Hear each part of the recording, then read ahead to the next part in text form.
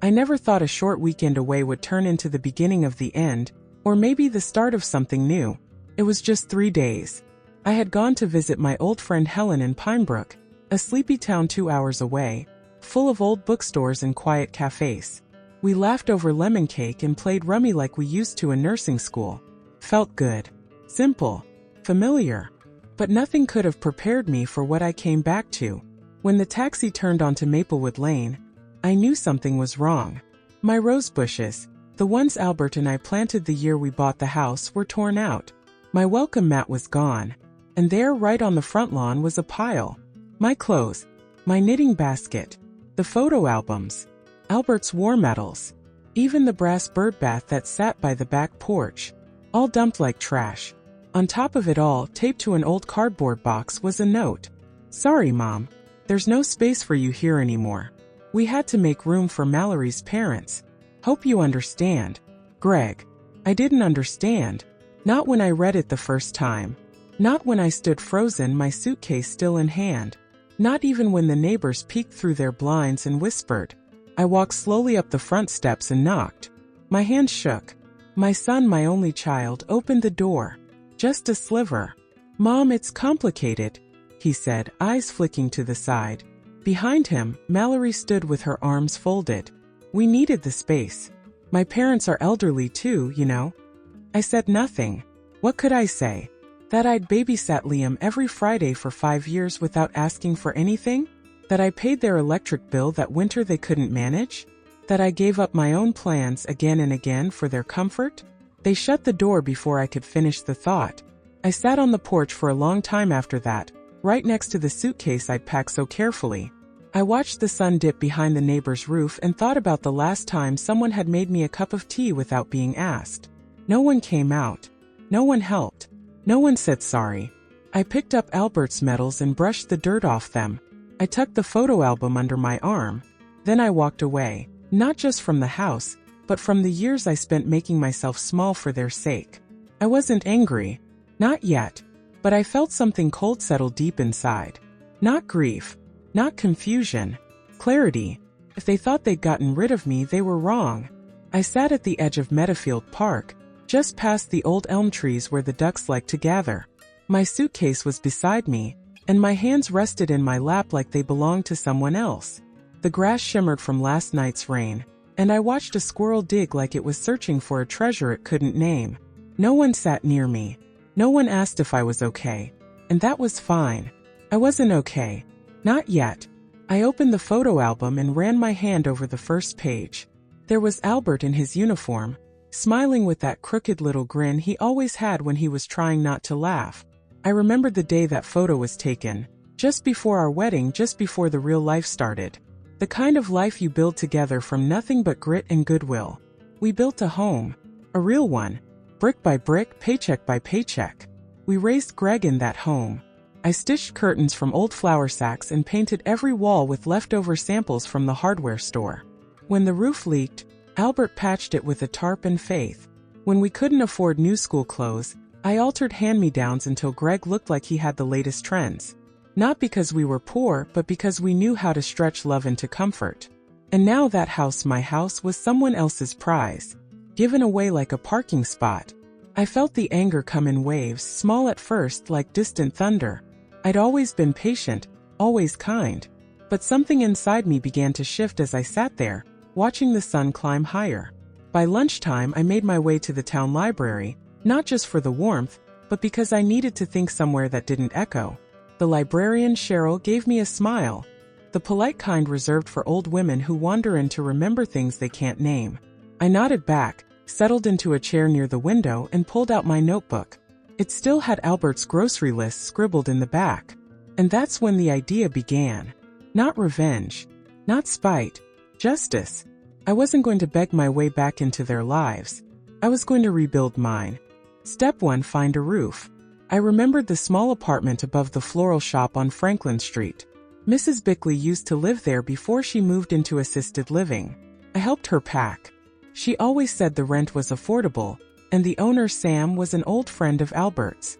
Step 2: check my accounts. I'd lived frugally my whole life. While Greg and Mallory spent money on kitchen renovations and cruise holidays, I clipped coupons and saved pennies in jars. I still had Albert's pension untouched for years. Step 3: Get legal advice. Somewhere in my files was the deed to the house. The one Albert made sure listed me as the primary owner just in case. He was always good at preparing for storms, and this one had been brewing for a long time. I spent the rest of the afternoon at the library, scribbling notes and making calls on the dusty payphone out front. By evening I had 3 appointments. One with Sam the landlord, one with a lawyer named Harris who remembered Albert from the VFW, and one with a woman from a local community group that helped displaced seniors. They thought I would disappear quietly, that I'd crumble, cry, and vanish. They didn't know me. They never really did. That night, I slept on a cot at the shelter near the train station. The mattress was thin, the air cold, but I wrapped myself in the same cardigan I'd worn every Christmas for the last 15 years. The one Greg once said made me look like a cozy marshmallow.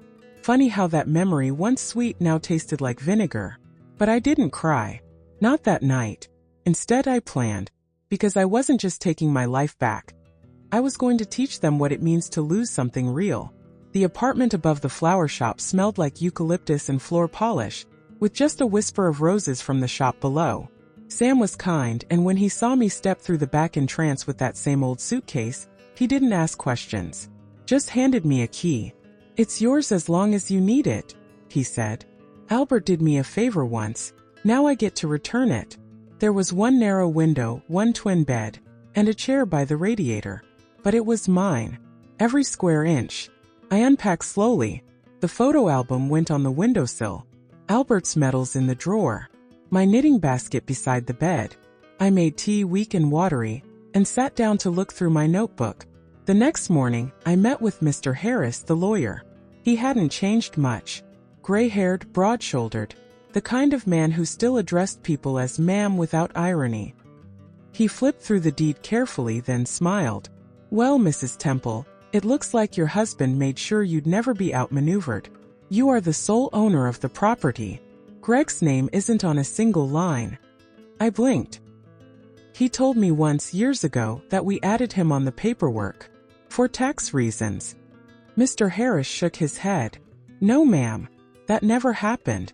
I handled the paperwork myself after Albert passed. He was very clear. He said, 'This house stays hers. No one else.'" I didn't know whether to cry or laugh. That evening I took a walk past my old neighborhood. I stayed on the other side of the street.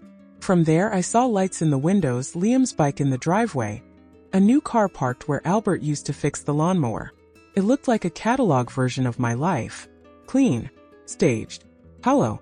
I clutched the deed in my purse like a secret. They didn't know. Not yet. But they would.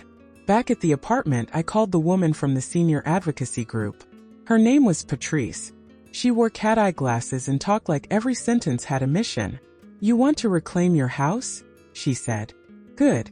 Because this happens more often than you'd believe. Quiet elder displacement. No bruises. No police reports. Just doors that never open again." We talked for over an hour. She gave me a list, steps to take, agencies to notify, paperwork to file, and a name of a journalist who occasionally covered family abuse cases involving inheritance manipulation. "I don't want to shame them," I said. She looked at me through the Zoom screen. "Then what do you want?" I paused. "I want the truth to sting just enough to make them rethink the next time they treat someone like me as disposable." She nodded once. "That's enough." The next day I drafted a letter. To Greg. To Mallory. A calm, deliberate message. Not of anger but of clarity. I didn't mail it yet. But it was there. Sitting on my desk. Waiting. Because I wasn't done gathering. Not yet. I was just getting started. I woke before sunrise not because I had to, but because I always had.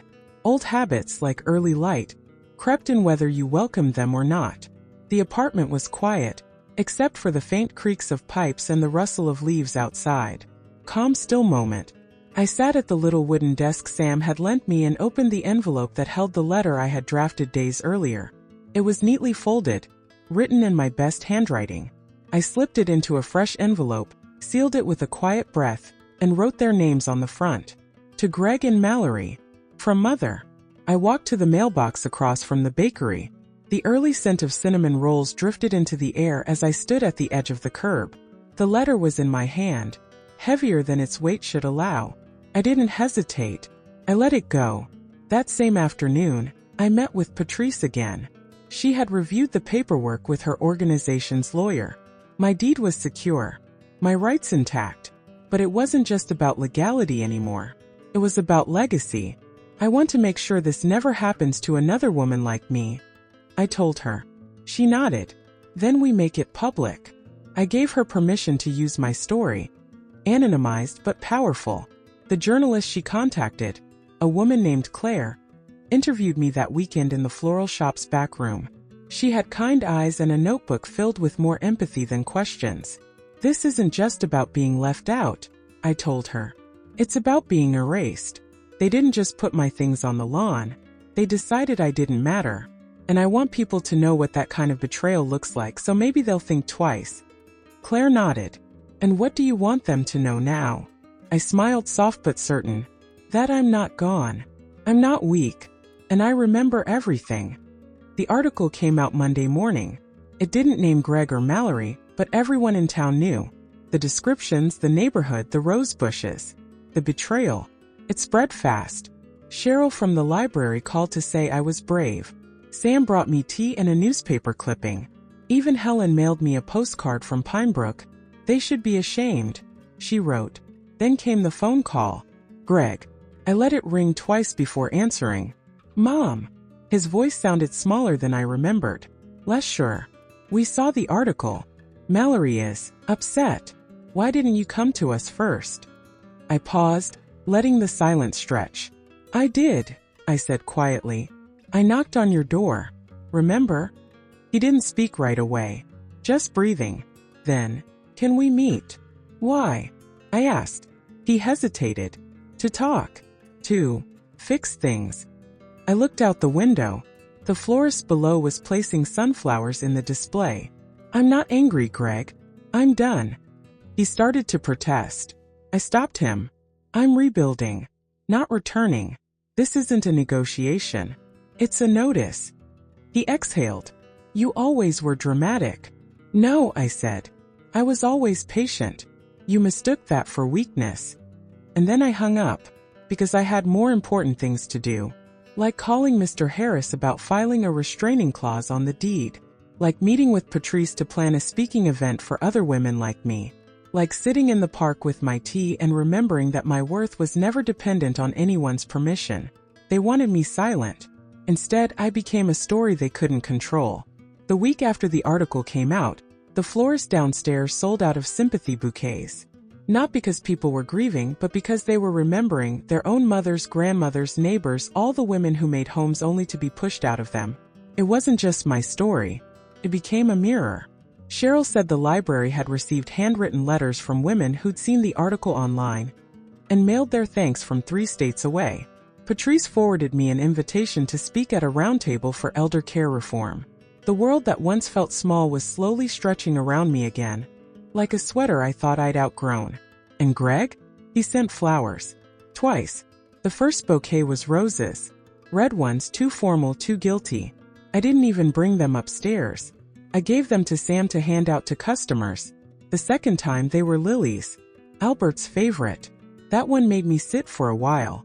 Not because I forgave him, but because for the first time he remembered someone other than himself. Still, I didn't call. Instead, I kept working with Mr. Harris. We updated the property deed with a clause that required my written, notarized approval for any future sale. I filed copies with 2 offices, gave one to Patrice, and tucked one beside Albert's medals. One afternoon I passed my old house. Not on purpose. I was taking a shortcut from the post office when I saw the new paint color on the door. Pale gray. Cold. The yard looked tidy but lifeless. The bird bath was gone. The porch empty. There was no laughter, no children's voices, not even Liam's. Mallory's car sat in the driveway, but the curtains were drawn in the middle of the day. I didn't stop walking. Later that evening I got another call. Mom. It was Greg again. We just got something in the mail about the property restriction. I don't understand.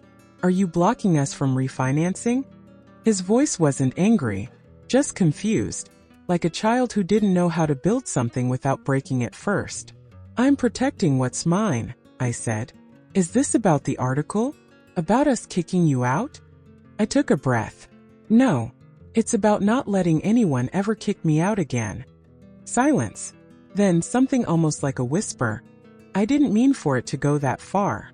I looked at the dusk settling outside my window. But you watched it happen, I replied. You didn't stop her. You didn't stop yourself. Liam misses you. That nearly cracked something in me. But I stayed quiet. He asks why you don't visit. I ask myself the same thing, I said. And then I remember the lawn. That ended the call. I sat for a long time after that, knitting slowly, not a pattern I needed to finish, just motion. I let the stillness fill the apartment, then stood, put the kettle on, and set one cup on the table. Just in case I ever had a visitor who didn't need a reason to bring kindness. Greg thought I was punishing them, but I wasn't. I was learning how to be whole again. And that was the most powerful thing I'd done in years. The first cold snap arrived early that year. The window panes in my little apartment fogged over by morning, and the radiator hissed like it was whispering secrets. I wrapped myself in the quilt I'd made back when Albert was still alive, all denim patches and old flannel. Sturdy, familiar. And as I stood by the window holding a mug of tea steeped strong and dark, I realized I didn't feel heavy anymore.